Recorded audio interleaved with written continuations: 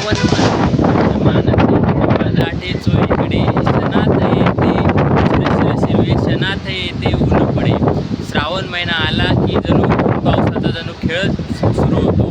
तसाच आज काहीचा अनुभव हा देवगड येथील पवनचक्की गार्डन परिसरात अनुभवायला मिळत आहे.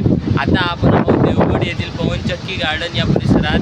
आपण पाहू शकता देवगड येथील पवनचक्की गार्डन परिसरात आज बऱ्याच दिवसांनी ऊन पडल्यामुळे वातावरण जे आहे ते खूपच आल्हाददायक आणि निरभ्र झालेलं आपल्याला पाहायला मिळत आहे.